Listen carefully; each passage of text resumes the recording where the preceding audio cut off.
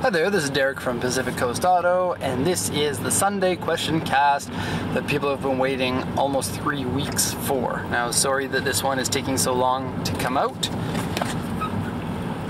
There, no sun in my eyes, because I was sick, and then I didn't feel like doing casts while I was sick, and then the week I came back, I did record this video, and then the camera decided, I don't want to listen to you, Derek, and only recorded 3.5 minutes of a 20-minute cast. And so I'm re-recording with the same questions that I already answered before, and so this is take 2 on the same questions, and we're going to see how those go.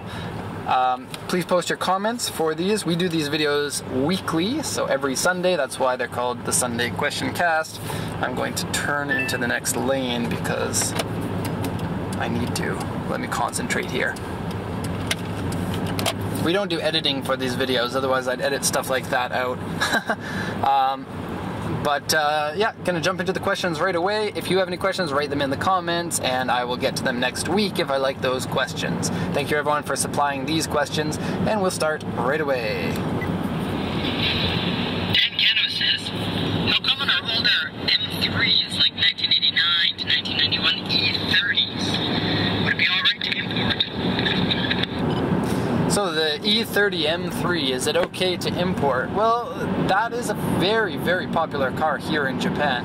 Japan loves that car, but the sad part of that story is the rest of the world loves that car too, and as of the last 5 years or so, the price has more than doubled, which is really, really uncommon. I can only think of about one other car, the Lancia Delta Integrale, that has also seen a ×2 increase in price over the course of 5 years. Is the car good to import? Well, there are lots of them in Japan in all sorts of conditions, and lots of them are in really good condition. Lots of accident damaged ones, actually. And although there are lots of them, and you can find them here, and they're in generally good condition, it's up to you whether it's a good import or not, because the price is just so darn high. As of right now, they're about 2.5 to 3.5 million yen, which is about $20,000 to $30,000 in Japan, plus your export fees and all of that. And so it is really pricey for a 1980s car. But on the other hand, cars like that don't exist anymore. The cars with immaculate throttle response, with really great handling, with cool 1980s box fenders, with motorsports heritage, with an M1 engine that has been chopped down into an only 2.3 liter size. It's fantastic, and there are no other cars out there that are quite like it. And so in that regard, if money isn't an issue to you, it's a great car. Another nice thing about it is that it's not going to depreciate in value. People are always going to want those cars, and the price in my lifetime, we're going to see over $100,000 or $200,000 for those cars. So they can be an investment if that's what you're into. Patrick L says, what racetracks have you been to in Japan, and what are your impressions of them? I'm sorry, that was a very bad audio for that one. And I'd like to get a speaker for this, but I'm a cheapskate for now. What racetracks have I been to in Japan, and what do I think of them? I've been to Fuji Speedway. That one's an international circuit. It's really, really big. There are a lot of roads for, they've done F1 there, and so they need to support a huge crowd. And so it does look international. It's a fantastic race course. I've never raced on track anywhere in Japan because I'm too poor to have a race car. But Fuji Speedway is a very high-speed track, good for high-speed cars. So your AE86 is not a good pick for that track. I think it's nice. It's pretty modern. It's got big grandstands. You can go there pretty much any day, and you can find some cars that are racing there. Really cool. I've been to Tsukuba, which Tsukuba is one of those racetracks that's also in Gran Turismo and has been kind of popularized because of that. It's a really, really great track, and very kind of like the Nürburgring of Japan, in the fact that everybody who is an amateur race car driver loves to race on that and set times on it. But it's not like Nürburgring because it's not a very big track. I don't know the exact size of it, but it's fairly small. Super fast cars can go around it in about 1 minute, whereas Fuji Speedway is like 2.5 minutes. And so the track kind of surprised me in how small that it was.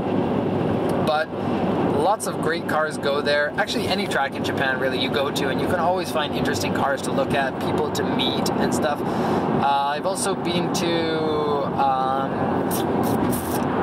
Sahara in Chiba is a drift track. It's fun and drifty, nothing really to write home about, but grassroots drift tracks in Japan are really cool because you could just go there and like this is funny coming from somebody from Canada, which is a highly regulated country, but the regulations there are usually really small. They're really, you know, kind of unsafe. There aren't these big areas that if the car goes off the track, it's not going to plow into people.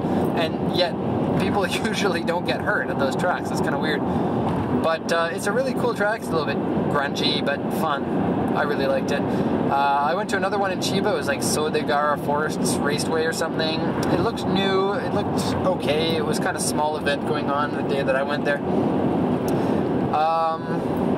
Also, Ebisu, which is the one that all the drift matsuris are done at, is really neat. It's got a whole bunch of little tracks. It's got like a drift pad, it's got a drift practice area, it's got the main circuit, and it's got like a toge, like mountain course drift. It's cool. It's the drift matsuris are crazy. If you're into drifting and you are in Japan during one of the 3 annual drift matsuris that they do, you got to check it out. It's not easy to get there if you don't have a car, and it's about 2 hours from Tokyo by driving, but certainly something that is worth doing if you are really into that. You can actually participate in the drift there during the drift matsuri if you bring your own car, or if you contact Andy from Power Vehicles, you can rent one of the cars that they have, but their cars get really busy. For drift matsuri, they're always sold out, so book early. I think that's it for racetracks I've been to. I'd like to go to Suzuka Speedway, the one that they actually do the F1 on, but that's far away from me, and so it would be a big trip to get down there. Merging, not hitting bikes. Okay. Red Highjet says, why are our grade cars so diverse? Some cars in great shape and have clean data sheets, while others seem to have been in major collisions.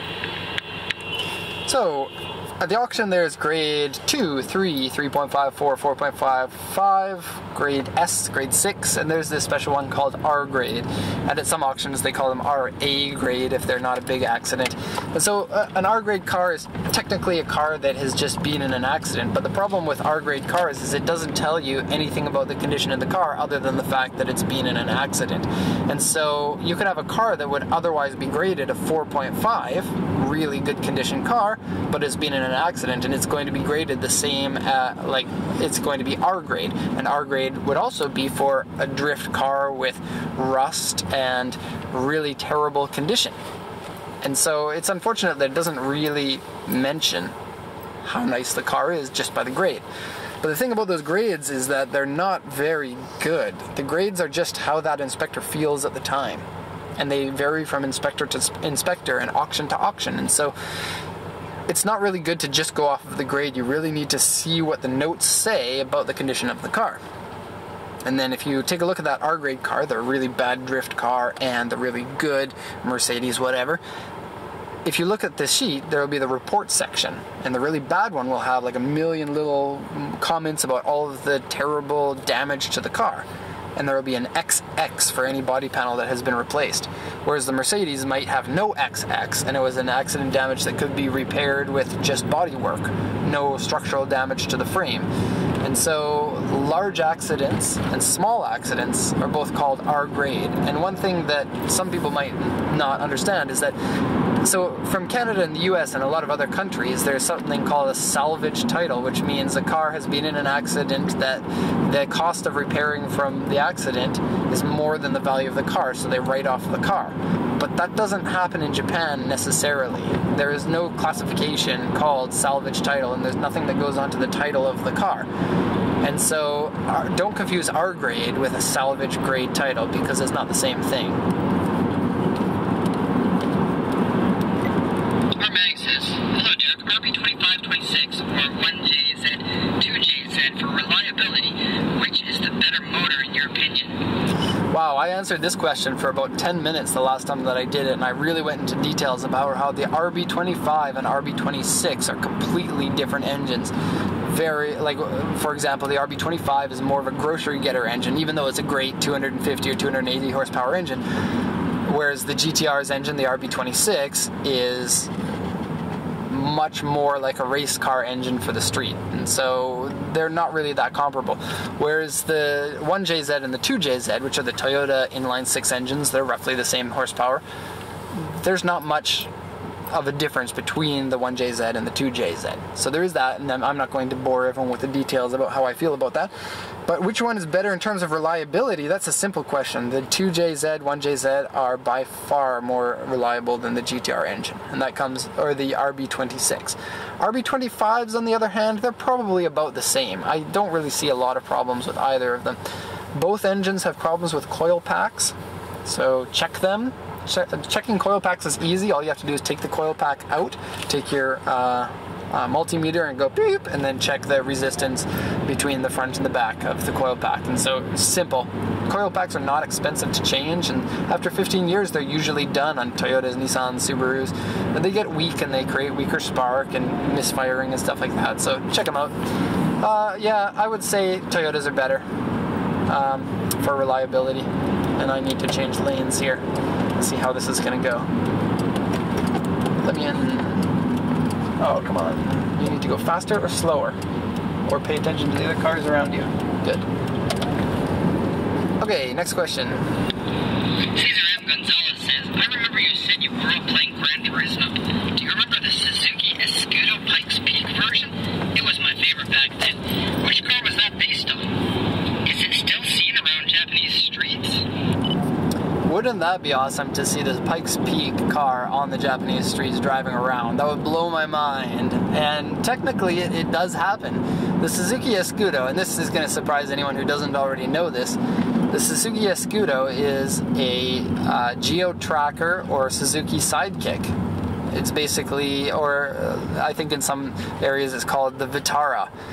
Whereas, you know, in America the Vitara is actually a bigger vehicle, but it's just that little 4x4 vehicle. And if you actually take a look at this Suzuki Pikes Peak version, it does look like one a little bit. It's got kind of the same headlights and kind of the same windows and stuff, but at the end of the day, it's just using that name for sponsorship reasons, in the same way that all NASCAR cars are kind of, you know, a Camry and kind of a Monte Carlo or a Chevrolet SS or Mustang or whatever cars they use these days. But they're not really. It's just a tube frame race car. And it's got two engines and 900 horsepower-ish. Pardon me, residual sickness. And that guy, what's his name? Tajima? I don't know.